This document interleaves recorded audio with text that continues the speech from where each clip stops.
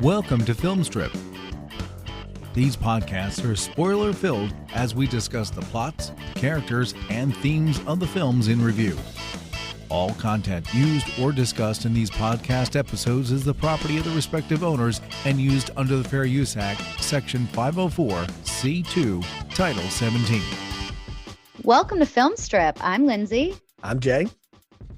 And this is our review of The Third Man, starring Joseph Cotten, Alida Valli, Orson Welles, and Trevor Howard, directed by Carol Reed, released in 1949, and is considered the most popular film of the year in British cinema. Jay, what's your background with this one? Lindsay, I know I've seen this sometime in previous years, like one of those moments when, I don't know, one of your cinephile friends gets on you because you haven't seen enough Orson Welles stuff or whatever. And I know it was on like TBS or TMC, one of those channels, like when I was in my college years, and I saw it because I know like the Ferris wheel and the cuckoo clock speech and all that stuff, but it had been decades since I even thought about this one. So I don't have a huge background with this. You came up with this one. I want to know what your background with this one is, because you're like, you know the book, you know the whole thing. I do. So I, one summer, had to take a couple of credits so that I could graduate on time in college. And one of those, three of those credits consisted of a lit and film class. And we did this book and movie. So I had to buy both. And it's been one of my favorite classics ever since. Very cool. Very cool. I don't know that the Orson Welles movies where he's not the major thing get talked about enough. Like, people tend to default to the stuff where he's such an overwhelming presence to it. But this one is one that has kind of its own Steven Spielberg, Toby Hooper poltergeist like rumor. Like, there's all this that, oh, he really directed all of it. But in more recent years, and everything I've ever read was that that's not really fair to Carol Reed. That was somebody who Wells worked with a lot and certainly had influence on him, but he really didn't direct this. He's just a bit part in this noir tale. Yeah, and it's billed like he is such a huge character in the movie, and then when he doesn't show up until so late in the movie, it's like, oh, there he is. And actually, I think I do. So I have the DVD case right here. Like I said, I bought it. And on the back, it has Orson Welles in giant type. And so he's one of the top billed actors, but like you said, just a bit part. I think that had to probably do with more reputation and just being able to sell the movie to an audience, because people would know him at the time, like they would now too, and his name would sell. I mean, Joseph Cotten was somebody from the time they knew. Alida Valli went just by Valli on the poster, so everybody knew who she was overseas. And then Trevor Howard was an actor that we know, and you didn't mention him in the opening, but Bernard Lee, beloved M from James Bond, is in this as well, kind of a bit part. And then a bunch of other people I've never heard of. And to be fair, I don't know Carol Reed's work until I like looked up the filmography. I was like, oh, okay, yeah, I've seen some more of these things. I've seen some of this work the cinematographer did. We'll get into that, I guess, as we go. But yeah, this one was a blast from the past because I didn't take a class for it. It was just one of those like, hey, you should watch this. And so I did, but I did pull this out of my library locally. So that, if you're looking for this movie, gang, you're not going to find it streaming anywhere. You got to go either have the Criterion Collection and whatever their streaming service is, or you go to the library, or you go to archive.org and you find it that way. But yeah, it's running around. I was fascinated that this like got made into a radio play as well. And watching it, I thought, well, this really lends itself to that kind of thing. It does. And also, just a quick plug, if you want to read the book, you should also be able to find that at your local library as well. The adaptation to the film from the book was very good as well. That doesn't always happen, especially now. But the dialogue, as you said, definitely lends itself to doing a radio play, which I did not know, actually. So learned something tonight. So now you read the book when you saw the movie the first time too, and you say they're pretty close together in adaptation. Yeah, there are some key differences in the characterizations, but for the most part, the film is pretty true to the book. I'd give it 90 to 92% true to the book. I mean, that's in dialogue included. So a lot of the dialogue is almost verbatim. I think that's neat when novellas get adapted because they're not really long anyway. So they almost work like scripts in a way. Yep. That's the hardest part of like taking a 700-page Tom Clancy book and trying to make a 2-hour movie out of that.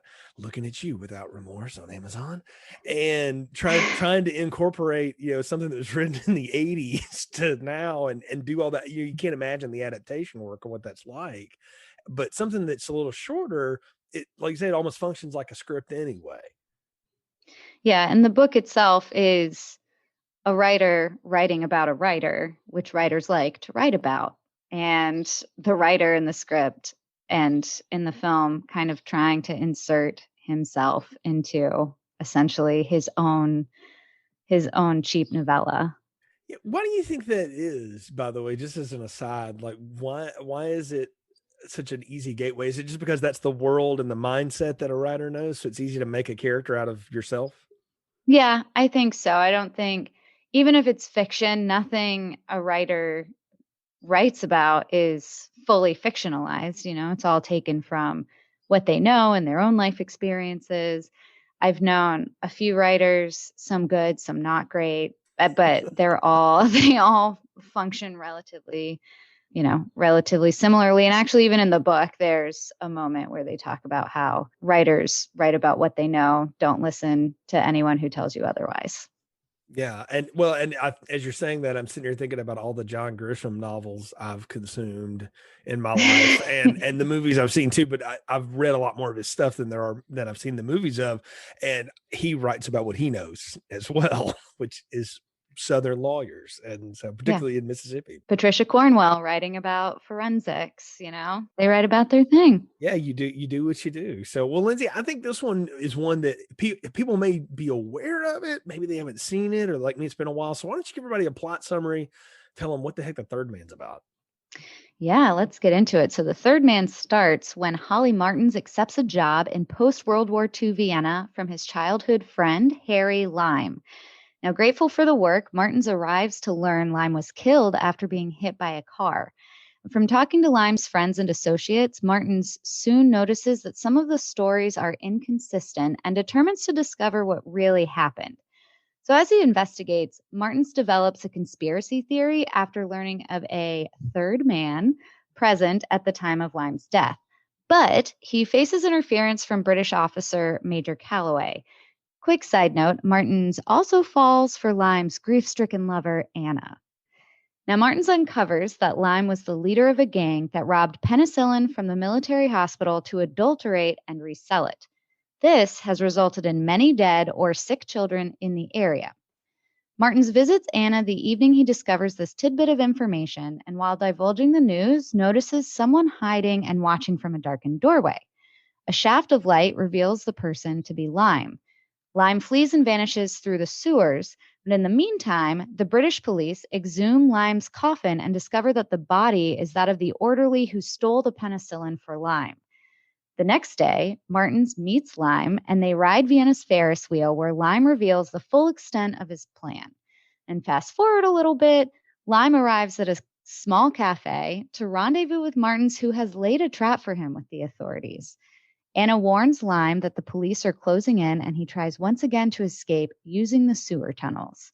Lime is injured in a gunfight and cannot escape as Martins finally catches up to him and kills him.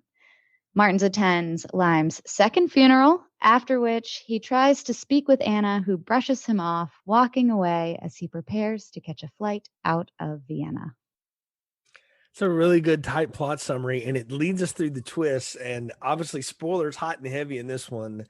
And that's the twist in the noir genre, right? There's always something you don't expect, or there's the big reveal. And the trope nowadays is that the reveal's in the third act, but in this one, and more traditionally, it is in the second act. It's usually the thing that kicks off the third act is when you realize, oh, it's not who we seem, or oh, it's Dr. Schmendrick in the corner or whatever.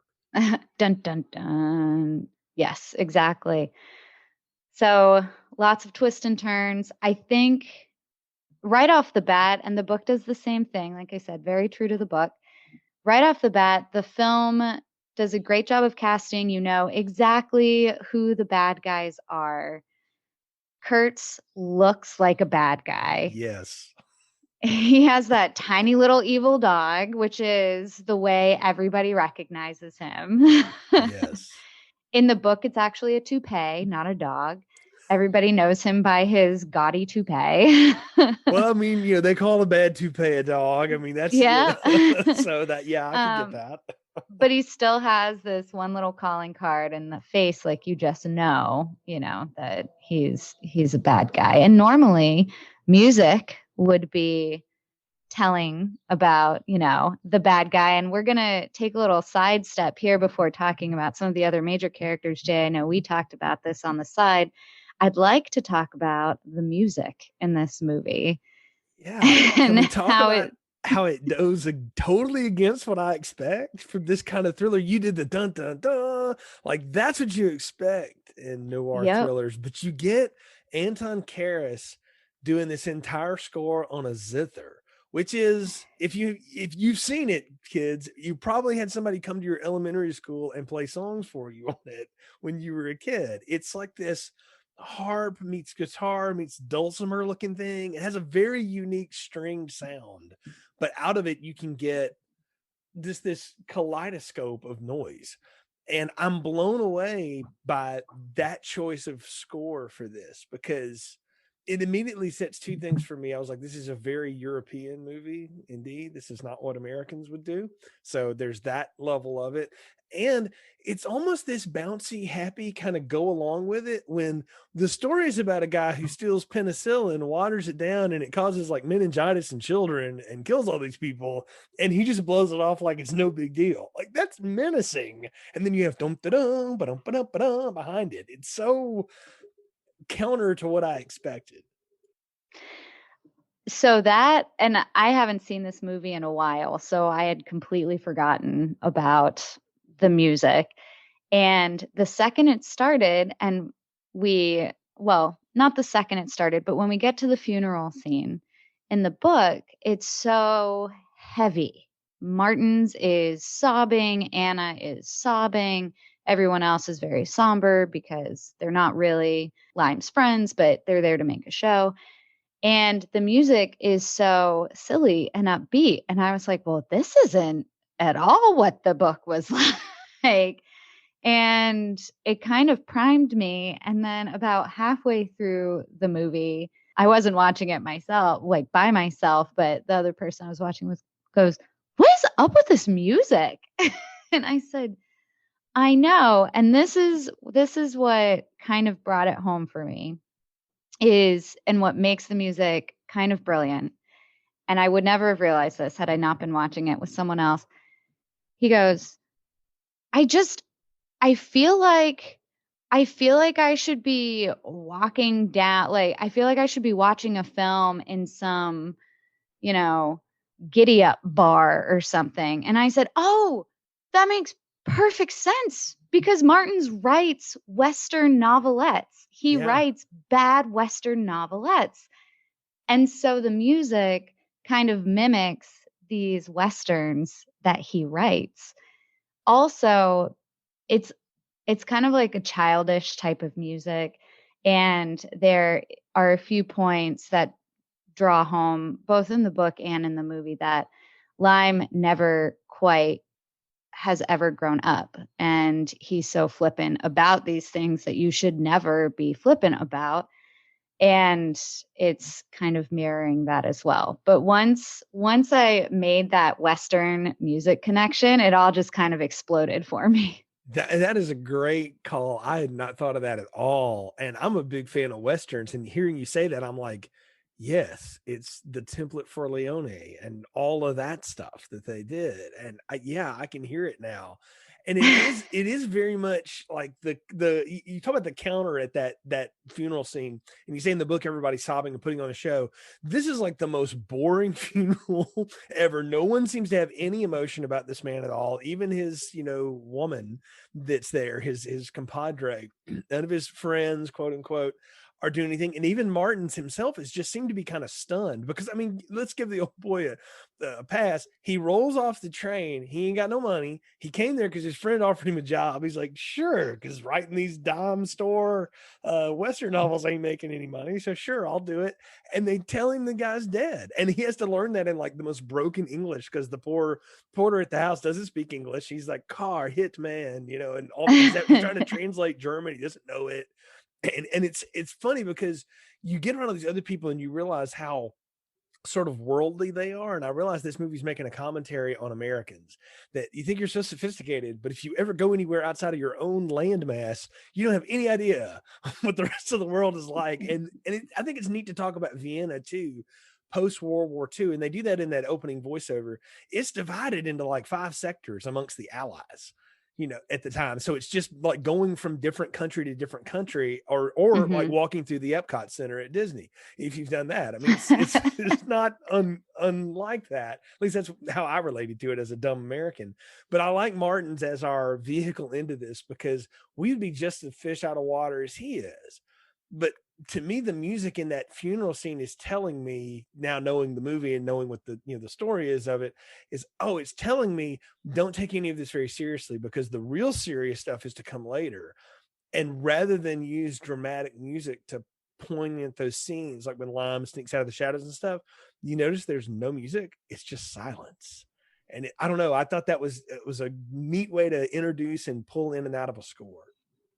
Yeah, which like the only other movie I can think of, at least recently, that does that is I think No Country for Old Men. Yeah, does the no music thing. Yeah. Yeah, and you could see like the Coens would eat this. It probably knows this movie backward and forward. Like this is their kind of thing for sure. Yeah. Yeah. So we move on from the funeral. So let's see. At the funeral, we are introduced to Anna for the first time. And Martin's pretty much falls in love with her at first sight. And this is one of the character differentiators between the book and the movie, is in the book, Martins is painted as someone who just really loves women. The way he talks about them, he calls different women he's dated incidents.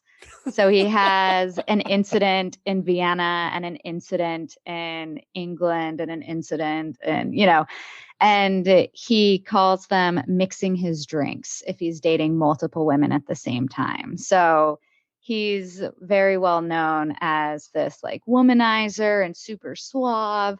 And he's almost completely opposite in that sense in this movie. You know, he doesn't really, there are a few call outs to it in a couple of scenes, but he clearly is just head over heels for Anna right off the bat. Yeah, Joseph Cotton has a presence that he's just very easy. You know, he's kind of Gary Cooperish in a lot of ways. He just kind of slides into the scene and you're like, you know, this guy's just kind of happy to be there. He's not really got anything going for him in life, but that's okay. He's not a total loser either. And he seems to be nice. And of course he's enamored with her. The first time he sees her is on stage. She's playing in a comedy and it's in German and he can't understand any of it, but he's still just enamored with her. And what I love about Anna, and again, the actress who played her, I kind of poked fun at the Valley. You go by the one name, but you don't get that unless you have like great reputation. And I looked up her stuff, and holy cow, like she was like the biggest thing on sliced bread for years when it came to stage and screen. What I love about her and the Anna character, and I'm curious to hear if this is the way she is in the book, is she has no mind for this guy at all. Like she clearly is not interested in him, but he's also not so overly aggressive that it becomes like a problem. She just sort of humors him because it's worth it. And I love one of the little character moments she says when she's trying to run lines for a play. And he says, is it a tragedy or a comedy? And she's like, I don't do dramas or tragedies. I just do comedies. But she says it in such a droll way. I'm like, why? You're not funny. You have no sense of humor at all. And I don't know. I thought she was a real funny study in character that way. Yeah, those who can't do act, I guess. That's that's where she's going with that. But no, she also was not at all interested in him in the book either, at least not for most of it. Yeah. I'll get to one small discrepancy toward the end, but I won't spoil everything for everyone right now. But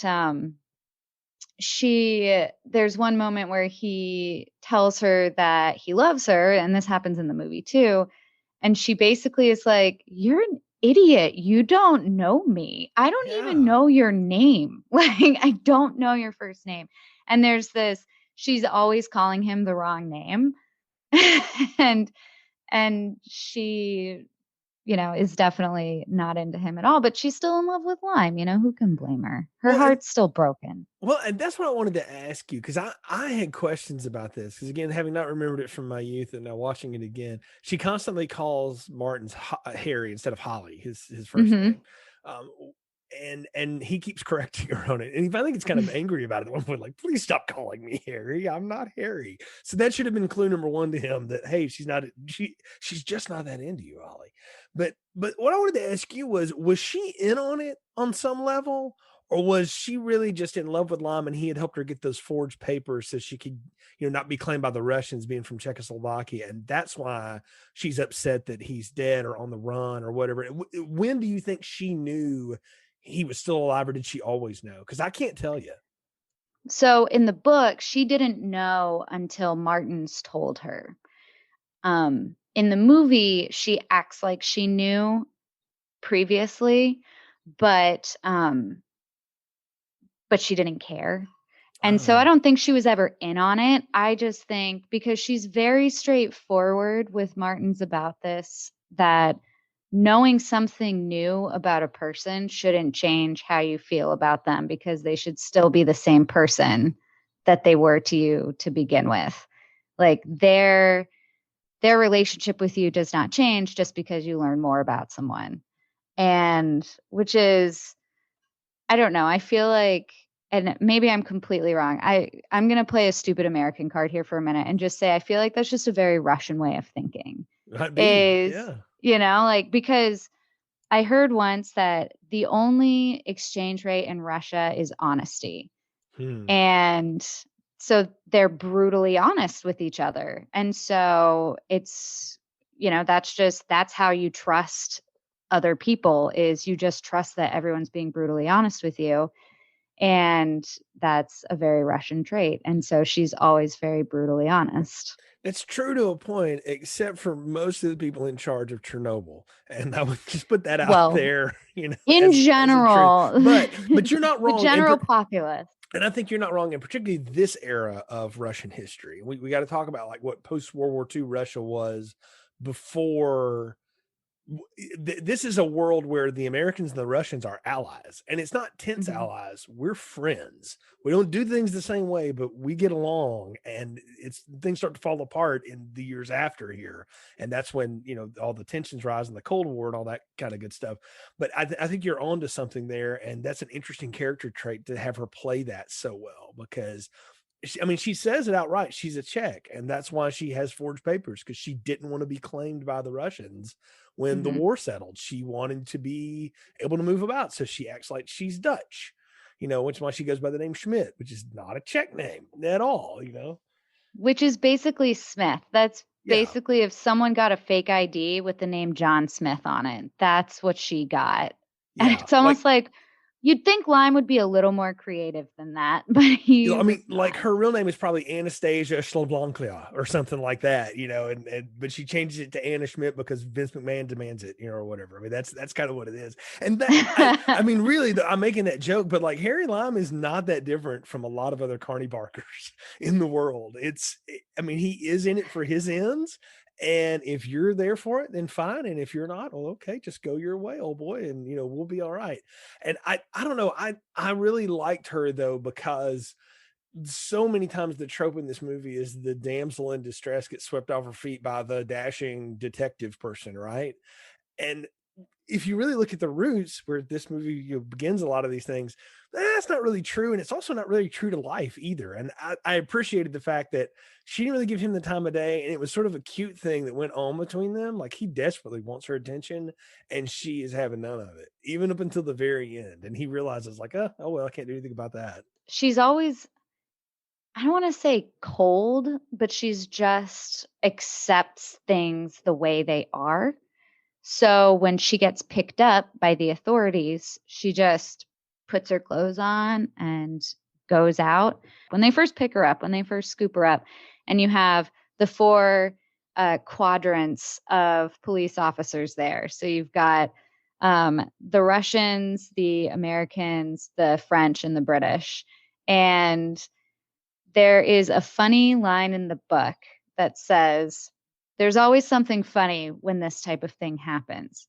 And in this situation, the Russian wanted to stand his ground in the room, had no lust or love or anything whatsoever for Anna. He was just doing his duty. The American wanted to protect her. And even in the film, he was like, oh, here's this, like being really nice to her, wanted to protect her out of an air of chivalry. The Frenchman thought it was hilarious, and the British guy just didn't know what to do next. Yeah, he was so flustered by it. Yeah. Yeah. I think it's a good time to talk about Sergeant Payne and Major Calloway that way, because they are so fun as they're the cops we spend the most time with in this whole thing, because they're the ones that really drive the story forward, as it were. And Trevor Howard's Major Calloway, and then Bernard Lee's playing Sergeant Payne, his right hand or whatever. And you get this sense of like, they have a militarization to them, and I don't mean in the way they act. I mean in the way like their order works, and that they're always kind of following chain of commands and stuff like that. That's the way to get them flustered, is to get something out of order. And the British are very in order, and you get this out of order, and now it's a problem. And I don't know. I liked how they came off first as like these sort of not bumblers, but people that were flustered by the fact that things weren't going the way they wanted to. But later on, you see how smart they are, and that methodical pace of going through stuff is actually how you should investigate.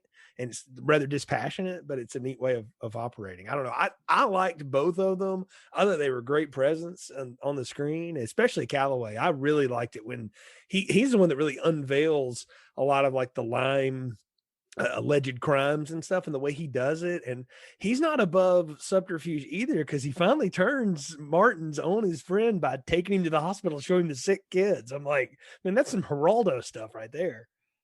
Yeah, I actually, before the sick kid scene, I really liked, I don't know if we could really call it a montage, but it was montage-esque, where he's showing Martin's all of the evidence against Lyme, and it cuts to a few different frames of him showing the fingerprints and the penicillin and all of that. Yeah, what did you make out of that? They have like film strip 8mm fingerprint evidence that they're kind of framing on. I was like, wow, like it. I mean, I wasn't alive when that existed, so it's really neat for me to see that. You imagine now, like CSI, every CSI show, somebody has like a palm, held up projector that throws like an entire computer screen of every fingerprint in the world up, on their phone or whatever. And I don't know, it's quaint to see something like that when I realized, like, man, my iPhone that I unlocked with my thumbprint has a lot more information on it than these people had. But they, won the war and solved all kinds of stuff. So it's just neat to see. And it is quaint. I think you're right to call it a montage. It is a montage, because that Karis score carries us through it. And it's almost like, I have to remind myself, like, we're not that far from the era of silent movies where the music and the subtitles told the story and the acting was just acting out. There was no, talking. The talkies came around in the 20s and the 30s when we were watching the Marx Brothers and all that stuff. So this isn't that far removed from that world. No. And I was going to try to tie it back into that music, but I think we already went down that music path. They clearly used it to their advantage, how they wanted to use it. Back to Calloway, I also like how it does kind of seem like he always has at least a little bit of a plan forming. So even when Martin's throws everything out the window and is like, I'm not going to help you anymore, Calloway just goes, well, all right, I always wanted you to get on that plane anyway. And he very, smoothly walks to the car, and he goes, oh, do you mind? I need to make a stop first. And then takes him by that children's hospital. And it's like, oh, that was slick. Nice Look at plan you. B, Major Calloway. Yeah. No, I like though too that there are parts of particularly the British in town that kind of fawn over this American author, like, oh, come speak to our literary society. And this pulp writer gets in there and they're asking him, so what role does Joyce play? And he's like, I don't know, a role. Like you can tell like he doesn't read anything. He just writes cowboy stories. And he talks about his favorite author being Zane Grey. And as somebody who grew up with my dad read all the Zane Grey, so I read a lot of that as a kid. To hear him drop that and everybody in the room sort of go, sideways look at him, and you almost feel like the pearls being clutched by the literary people. I got a kick out of that. I was like, this movie takes time to do comedy in the middle of all this, mystery. And I think it's an early sign of how you pace a good story is you can't keep people ratcheted up in tension the whole time. Every now and then you got to let them loose. Right. Yeah. And I mean, Shakespeare knew that, when you had the deep drama, there was always some random scene of just goofy stuff happening, right? Just to give everybody a breath. And same with this. And so I enjoyed that. I thought it was funny. And I thought the way Cotton played it off was hilarious. And that moment happens after a moment of really high tension because he gets whisked away in that British vehicle. And as he's, being driven away and super fast, and you think like, oh, he's going to die. And then he just shows up, and Brian, who I was watching it with, goes, wait, what just happened? And I said, nothing. That's the point. Absolutely nothing happened. He's exactly where he should be. Yeah. And that's the funny thing about this movie, I think, is when you expect something to go a certain way and it doesn't, you're off put by it, or I feel off kilter about it. But then I realized the same. It's like, no, but it's exactly where it's supposed to be. This is all unfolding the way you want to. And that's what I think makes this movie so smart is the trope in noir thrillers is that sometimes they trip over themselves trying to be clever. Right. And this one, it's pretty simple. Like Lime faked his death. He killed off the guy. He had the guy killed who helped him steal the stuff. And now he's just going to get away because they're not going to bother with him in the Russian zone, because they don't care what he does. They leave him alone. And what's he doing? And also his philosophy on life is not so dissimilar from sort of their, and in the great scheme of things, this is really just a drop in the bucket. Yeah, that speech at both at the top and the bottom of that Ferris wheel were pretty heavy. He talks about the little gnats. Like if someone tells you can get X dollars for each little dot, would you not take it seriously? And it's like, we're not talking about dots. And Martin's obviously not agreeing with him. It's like, you're not my friend anymore. Well, yeah, Harry Lime it's time to talk about him too, because again, he doesn't show up until the back third of the movie. Yeah. He's just a presence looming over this thing. But his whole characterization is that in the grand scheme of things, this isn't that bad. And this is, again, he didn't say it outright, but we're coming off of the, 5 years after some of the greatest atrocities ever committed in, modern human history. Yeah. And so on one hand, he's got a point. On the other hand, no, you're still a thief and a liar. You caused a lot of people's deaths, so you can't moralize your way out of it. But what I enjoy about the way that Orson Welles plays him is he doesn't play him big or small. He plays him so straight. He plays him like a salesman. And I thought that was so cool. I mean, that whole bit on the Ferris wheel is just a sales job. And even when he steps out of the light, I mean, that cat curls around his feet, it's his kitty cat and all this. And you're like, of course, Harry Lime would be somebody who would attract the cat and would attract, people, because he's just so darn unassuming and so fun. Like you can imagine, like he'd be great at your table at a party. Yeah, so smooth. And those, like, we know Harry Lime as a character. So his little facial expressions, though, that he gives are perfection. It is very salesman-like, but very disarming. So even as a consumer of a viewer of this movie and this content, I'm watching it knowing the kind of person that Harry Lime is. And still, the second he gives that little, like, sideways grin, it's like, oh, okay, it's just Orson Welles.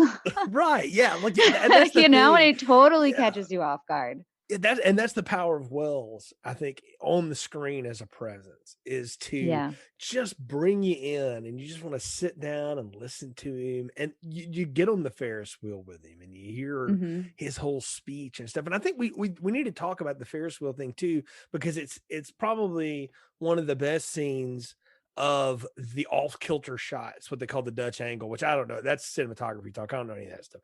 But DP Robert Krasker won an Oscar for this. He's the first Australian to win one. It took 40 years for somebody else to get another one. And you can see why. Like, even when we reveal Harry and he gets away the first time, that we see him run down the sewers and stuff, it's always at this side angle. It's the war-torn Vienna. But he uses those sharp angles to show you that this straight-laced people are in a jagged world. And I don't know. I thought that was so neat to watch Orson Welles in that rocking Ferris wheel spin this yarn about, oh, it's really not that big a deal. And how many of them would you really care about? Tax-free, by the way, tax-free, old man. He's putting on the Great Gatsby there, and it's hilarious. There are, just to talk about the cinematography a little bit more, because there are so many beautiful shots in this movie, I think it's worth talking about just a touch longer. There are a number of staircase shots too. There's one in particular, like going up this spiral staircase that's just almost dizzying when you look at.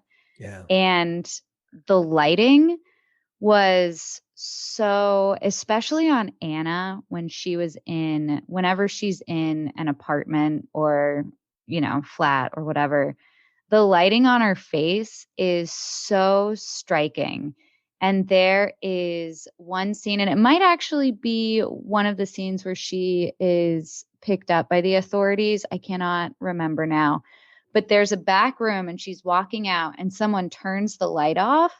And I don't know why this stuck out to me so far, but the whole room behind her goes black completely. And then it's just her standing in this light. And it's like, it's just so well executed.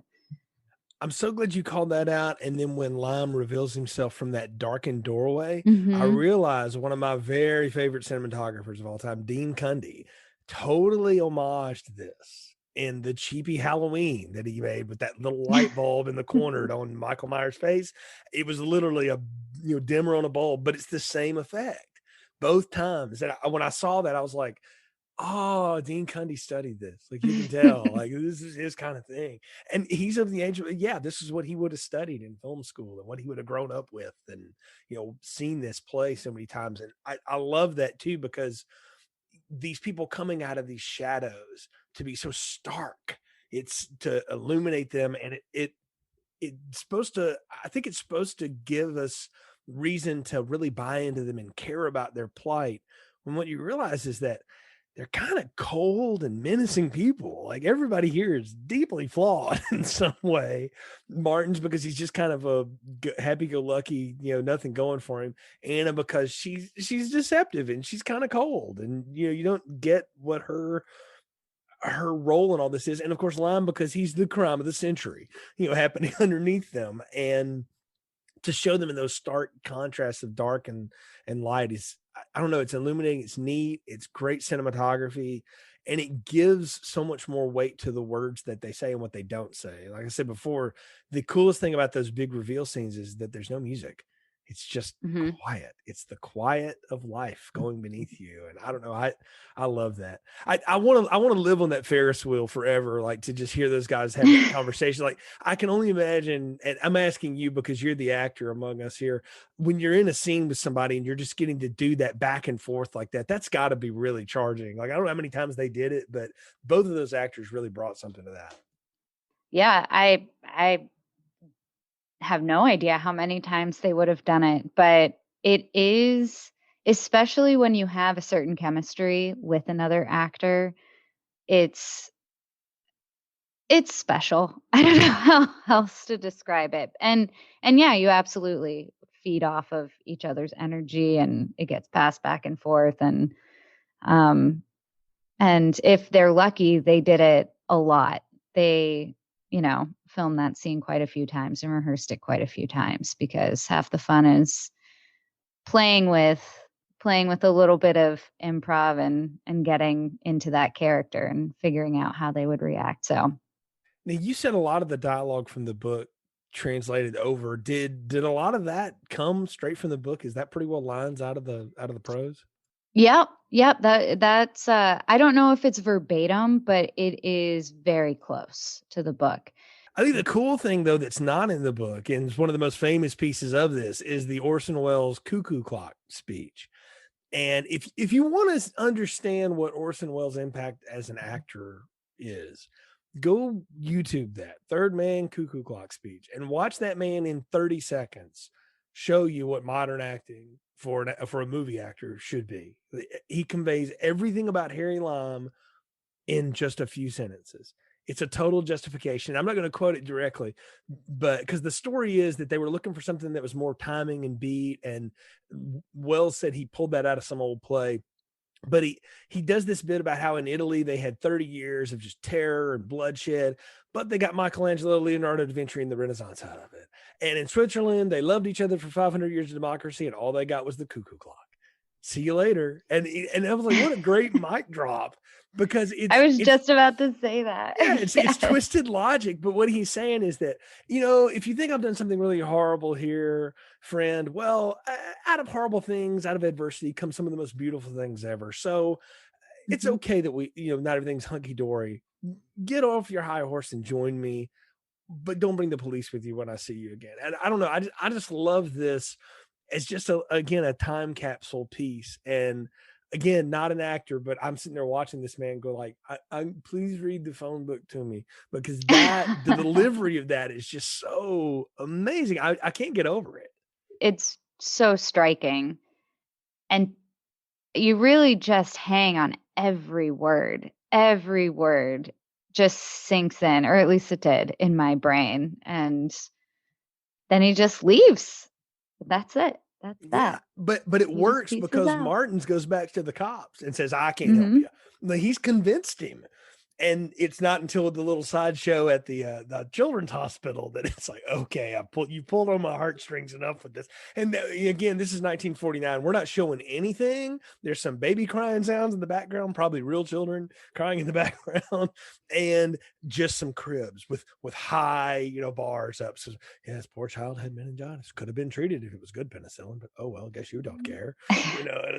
Well, Anna also influences Martins to not assist the authorities too, because she's just like, he was still your friend. I get that he's a terrible person, but we don't do that. You can't do that. That's not right. And he was like, this isn't right. He shouldn't. And then because he loves her, and what she's saying makes sense to him. I think it was Lime's speech coupled with Anna's speech. And then he goes back to the authorities and is like, I'm not doing this.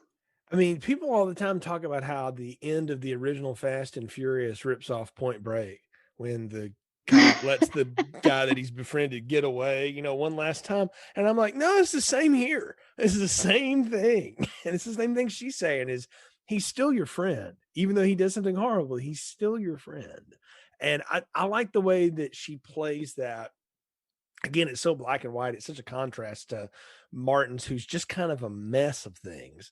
He's a mix of all this stuff, and he's emotional and he's gone. But eventually he does set the trap. And I got to say, I really like the ending of this, where he tries to get through the sewers again. Lime starts running. They get in the gunfight. And I mean, you talk about, this is a style of acting that doesn't exist anymore, except in just harsh comedy.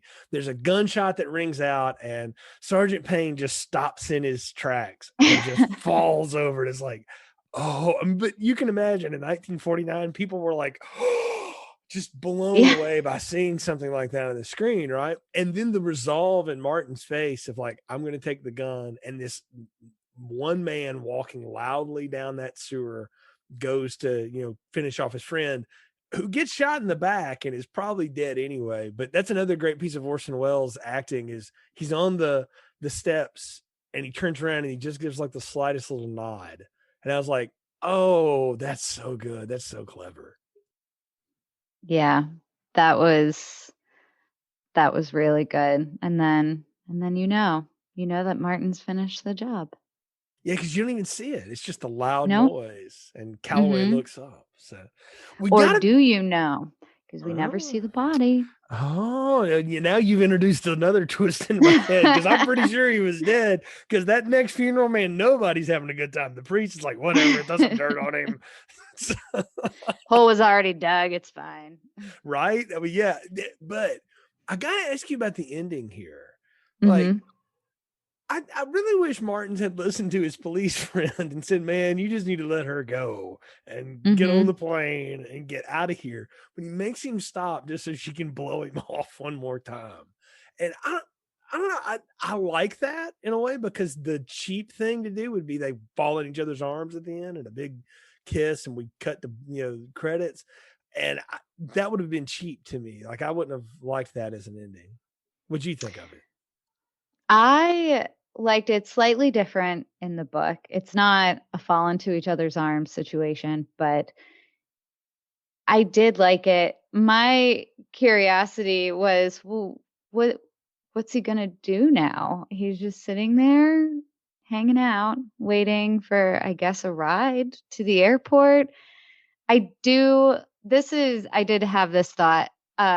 Viewers, when this movie came out, definitely more patient than viewers in the 21st century, because that long walk down that tree-lined road took forever. And it was beautiful, but it was hard to watch as someone who consumes largely 21st and late 20th century movies. Yeah, if you're a fan of Marvel films, you're not. This is not.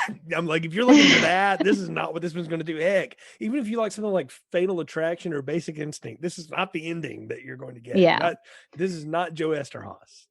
Now, I will say that she doesn't necessarily blow him off in the book. We don't really get to see that, but Martins does ask to get out of the car, and he's let out of the car. And in the book, the police officer, I'm sorry, I just blanked on his name, is narrating the book. And his final thought was, well, he always did have a way with women. And so the assumption is that at the end of the book, Anna finally decided that she liked him back. So who knows? Maybe her mind changed after she walked right past him. We don't know. Perhaps we'll never know. Yeah, I guess we never will.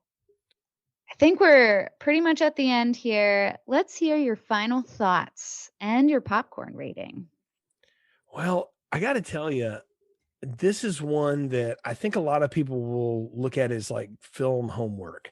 And I don't think you really have to absorb this movie that way. I think you can just watch it for what it is, as a very much a period piece now, because it's a world that doesn't exist anymore. And just take in the music and the sights and the acting and all the atmosphere that this movie creates, and then start in your head a little mental list of all the movies that rip this off, or pay homage to it, however you want to term that, because the list is long and distinguished. This is a really good time. And even though it is slow in places and it kind of takes its time, it never felt long to me. It's an hour and 44 minutes or whatever, and it blows right by like a breeze. Like, it's a real easy watch. So definitely recommend. And as far as popcorn ratings go, it's one of the best things we've ever done on Film Strip in terms of quality of movie, for sure. So extra large popcorn for me for The Third Man. Yeah, everything you said, ditto. I also love how the screenplay and the film are so close to the original text. I do appreciate that. And if you read the book, you just get a little more insight into the characters. So I still highly recommend doing both. But if you're a reader, if not, that's fine too. You don't have to read the book to enjoy the movie, which is another beautiful thing about it. The cinematography is beautiful. The acting is beautiful. The sound design, which we did talk about some, is also beautiful. It's just a great movie to watch. And as you said, could be considered a homework film. So I'm with you. It's been one of my favorite movies for some time. It will continue to be so. And I'm really glad that we got a chance to review it here. I'm going to give it an extra large popcorn as well. Very cool. Extra popcorn all the way around. Yes. All right. Well, I think that's it, folks. Thank you for listening to this episode of Film Strip. You can find all of our episodes at filmstrippodcast.com, where you'll find links to all the places the show exists: Apple, Spotify, Google, you name it, we are there.